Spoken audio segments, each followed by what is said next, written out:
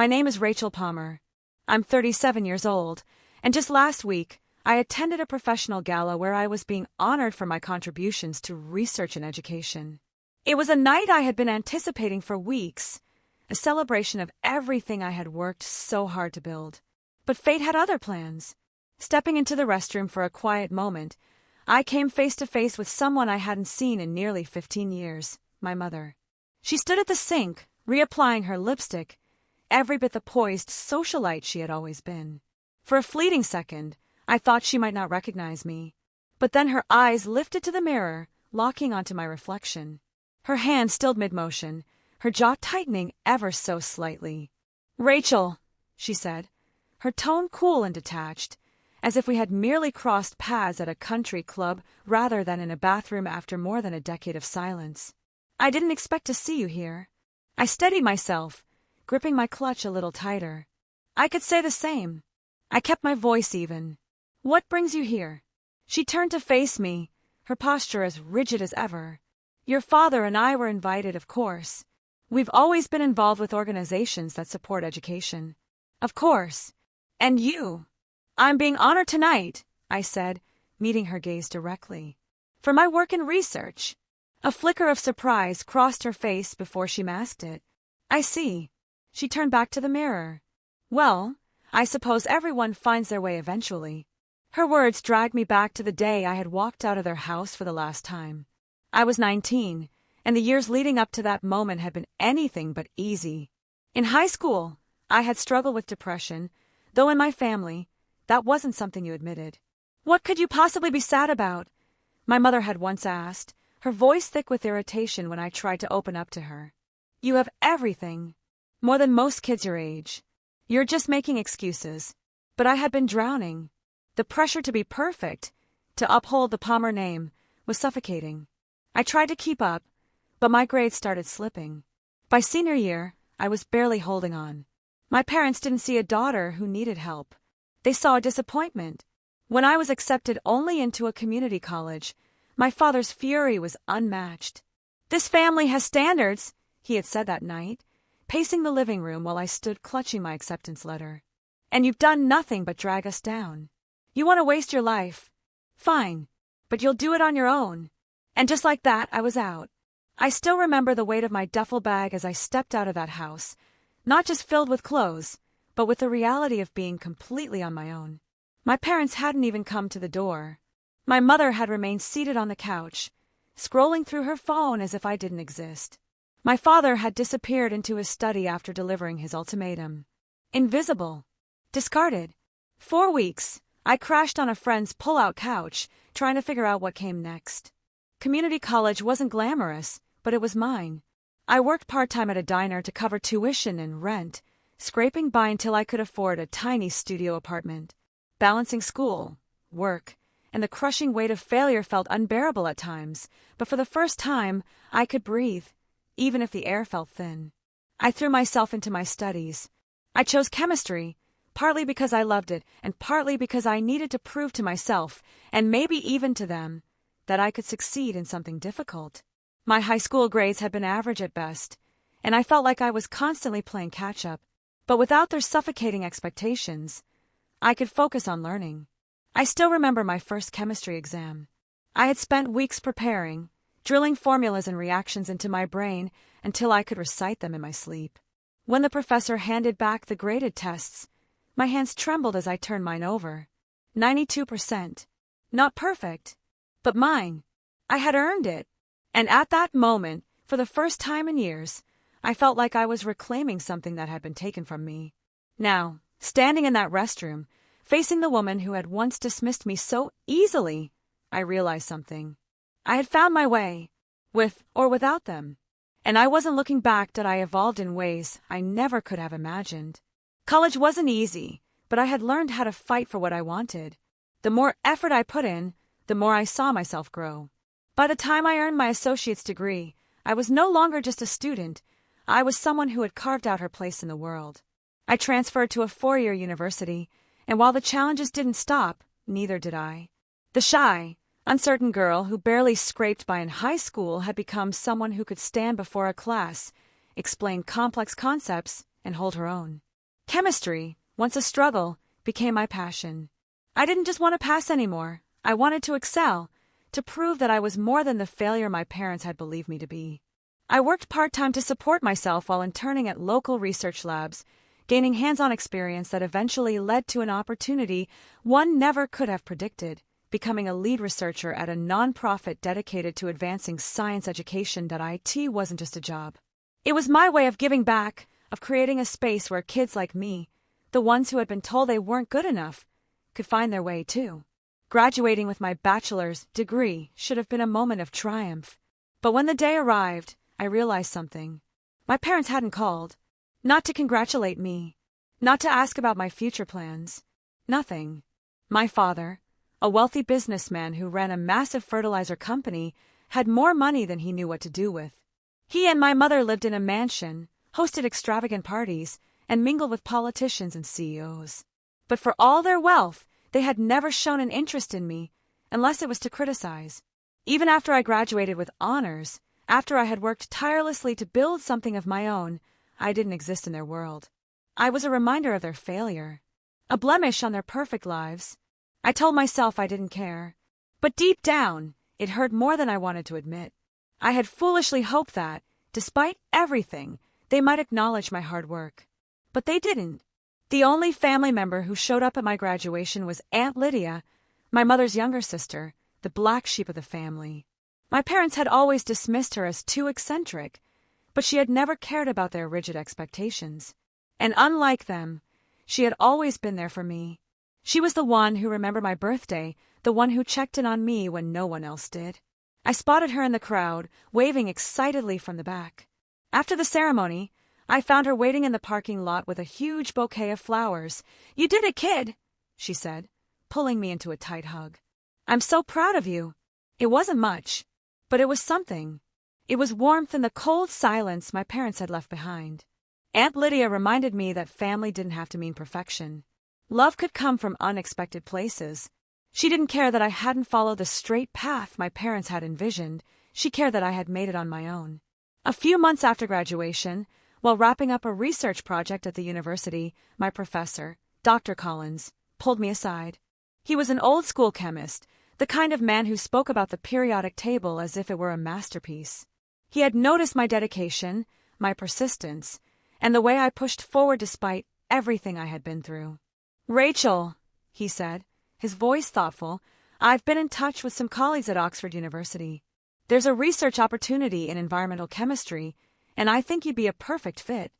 At first, I thought he was joking. Oxford? One of the most prestigious universities in the world? Me. But Dr. Collins wasn't joking. "This isn't just a job," he said. "It's a chance to make real contributions to the field. And you deserve that opportunity." I hesitated. Was I really good enough for this? As if sensing my doubts, he added, "Don't let fear hold you back, Rachel. You've already proven yourself. Now it's time to take the next step." So I did. The application process was intense, and I doubted myself every step of the way. But weeks later, an email arrived. "We are pleased to inform you that you have been awarded a research grant for your proposed work in environmental chemistry at Oxford University." I had done it, and I told no one. Not my parents. Not my old classmates. The only person who knew was Aunt Lydia. When I called her a few days before I left, she was the one who told me to go. "You've worked too hard to let anything hold you back," she said. "Do this for yourself, Rachel." She understood why I needed to leave without looking back. Why I had to escape the shadows of my past and create a future free from their expectations. I asked her not to tell anyone where I was going. I didn't want them to try to find me. I didn't want the weight of their judgment following me across the ocean. So I packed a single backpack and boarded a plane to England, carrying nothing but the hope that this was my chance to become the person I had always dreamed of being. Oxford was a new world. The first few weeks were overwhelming. The language, the culture, the isolation. But the deeper I threw myself into my research, the more I felt at home. I was working on projects that mattered, work that could change the future. For the first time, chemistry wasn't about passing exams or proving something to my parents. It was about making a difference. Years passed. I earned my master's degree. Then, fueled by the momentum of my research, I applied for a PhD. It was grueling, exhausting, but I refused to quit. Oxford had become my home, and I wasn't ready to leave. After countless sleepless nights and long hours in the lab, I earned my PhD, becoming a respected researcher in environmental chemistry. And then, something happened that I never expected. I was offered a position as a professor at the University of Cambridge. Cambridge. It felt unreal, like a dream I had never dared to chase. Not because I didn't want it, but because for so long I had believed I wasn't worthy of it. But I had spent my whole life proving people wrong. And I wasn't about to stop now that I had worked so hard to reach this point. Yet when the moment finally arrived, it felt surreal, as if it were happening to someone else. I deserved this recognition, but I had never truly believed I would receive it. At Cambridge, I had found a purpose beyond myself. Teaching and mentoring the next generation of students became something I hadn't expected to love so deeply. The ability to shape minds, to pass on the knowledge and passion I had cultivated over the years, was more fulfilling than I could have ever imagined. I had gone from the girl who never felt like she belonged to a professor standing confidently at the front of a lecture hall, taken seriously by her peers and students alike. Yet, there was still a part of me that remained tethered to the past. A small voice in the back of my mind wondering if anyone from my old life knew where I was. If anyone even cared. My parents hadn't reached out since the day I left. No calls, no letters, not even a passing inquiry. I often wondered if they ever thought about me at all. The memory of my mother's voice echoed in my mind. Everyone finds their way eventually. She had said it so casually, as if dismissing all the years I spent fighting for a place in the world they had shut me out of. I thought about the years I had spent desperately trying to meet their impossible expectations, only to be met with disappointment time and time again. The rejection from community college, the silence that followed my departure, the way they acted as if I had never existed. It had all happened a lifetime ago, yet standing in that moment, the bitterness still stung. I had left everything behind, moved to England, completed my master's, then my PhD. I had become a professor at Cambridge, a respected researcher in my field. And yet, here my mother was, treating my entire journey as nothing more than an afterthought. She adjusted her lipstick in the mirror, offering nothing more than a cold acknowledgement before gliding out of the room, back to the people she had always been comfortable with. I watched her go, my chest tight with a mixture of emotions. I had built my life on my own terms. I didn't need their approval anymore. Even if they would never understand, I knew, deep in my bones, that what I had achieved was enough. The gala began shortly after my mother disappeared into the crowd. I took a deep breath, pushing away the weight of our brief encounter. The sound of clinking glasses and polite conversation surrounded me, but I felt oddly detached. This was my moment, the one I had worked so hard for. I walked to the front as they called my name. Rachel Palmer, honored for her groundbreaking contributions to education and sustainable chemistry. The applause was deafening, but it felt strangely distant, as if I were watching my own life from the outside. I stepped onto the stage, my heart pounding. I knew that no one in this room truly understood what it had taken to get here, what I had sacrificed. The spotlight hit me, and I forced myself to stand tall. This wasn't just an award for my work in chemistry. This was proof, to myself, more than anyone, that I had become more than the person my parents had once made me believe I was. Then, the host's voice rang out. And now, ladies and gentlemen, we have an exciting announcement. In recognition of tonight's honoree and their exceptional work in education and sustainable chemistry, a generous and anonymous donor has pledged a grant of $2 million. The room fell silent. My heart pounded as I felt every pair of eyes shift toward me. $2 million. The weight of that number pressed down on me, surreal and overwhelming. But something about the announcement felt off. The grant hadn't been intended for me, specifically. The donor hadn't known it would be me. They had pledged this amount to whoever was receiving the award tonight. A strange unease settled over me as I scanned the crowd. And then, near the back of the room, just beside the exit, I saw him. My father. He stood abruptly, his face twisted in something between anger and disgust. Our eyes met for the briefest of moments before he turned sharply, making his way toward the door. His movements were swift and deliberate, as if he couldn't get out of that room fast enough. Shock rippled through me. The man who had rejected me, cast me out, erased me from his life, was here. And the moment he heard about the grant, he was leaving. He hadn't stayed to see who was being honored. He hadn't come to congratulate me. He had come for the money. And when he realized the recipient was me, he left. A lump formed in my throat, but I refused to let it take hold. Anger, disbelief, and something darker churned in my chest, but I pushed it down. This was my moment, not his. I turned back to the audience, forcing myself to breathe. I had built a life without them. I had found success, purpose, fulfillment, everything they told me I would never have. And even as my father walked out of that room, erasing me once again, I stood on that stage knowing one undeniable truth. I didn't need them anymore. I was enough. I had waited for this moment, the culmination of years of effort, of sacrifices and struggles, finally being recognized. Yet, as my father turned his back and walked out of the room, the triumph I had anticipated felt strangely hollow. He couldn't even bring himself to stay, couldn't bear to witness the success of the daughter he had cast aside. As he neared the exit, a weight settled over me, something deeper than disappointment, something resembling inevitability. But before I could fully process it, the announcer's voice cut through the murmur of the crowd. "Ladies and gentlemen," he said, "we are incredibly fortunate tonight, not only to honor a remarkable individual, but to be supported by a generous donor, a longtime advocate for education and sustainable chemistry.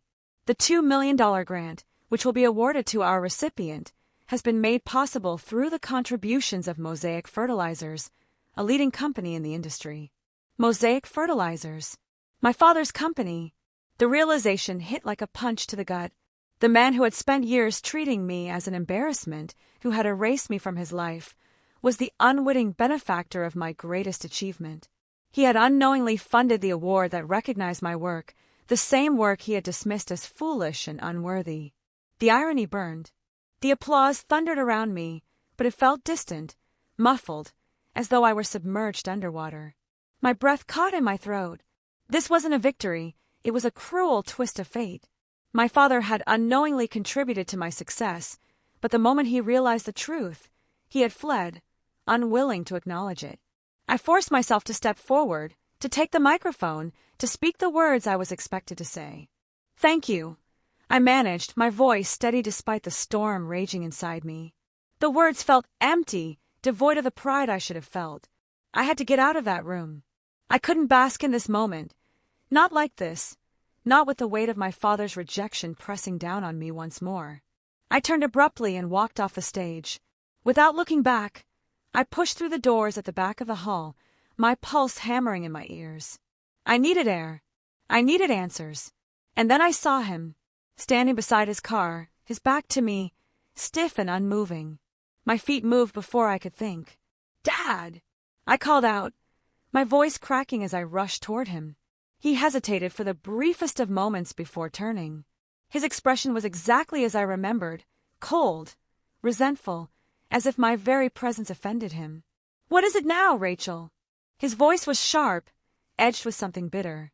"Do you expect me to congratulate you?" I stopped just a few feet away, my heart pounding.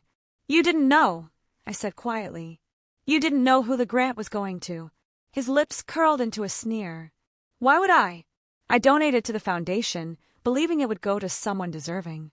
His words cut, but they didn't wound the way they once would have. I had expected nothing from him for so long, and yet some naive part of me had hoped that seeing my success, hearing my name called, might shift something in him. But it hadn't. I took a slow breath. "I didn't ask for your money. I didn't ask for your approval. I earned this on my own." He scoffed, shaking his head. "It doesn't change anything. You're still the failure I kicked out of my house. No award is going to rewrite that." A flicker of anger sparked inside me, but I let it pass. He would never see me as anything more than the daughter who defied him, who refused to fit the mold he had tried to force me into. And that was fine. I no longer needed his validation. I met his gaze, unwavering. "It doesn't matter what you think anymore. I've built my own life." I turned my back on him and walked away. For the first time, I felt nothing but clarity.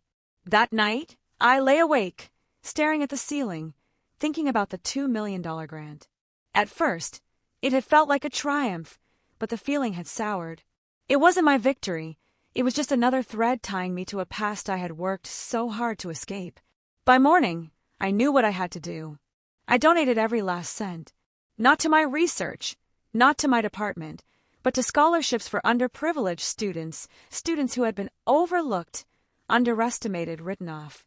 The money that had once been tethered to rejection and bitterness would now fuel dreams, open doors, and change lives. As I pressed the final confirmation on the donation, a quiet satisfaction settled over me. I didn't need my father's money. I didn't need his approval. I had built something greater, something that would outlast his judgment, something that belonged to me alone. I had written my own legacy, and that was enough.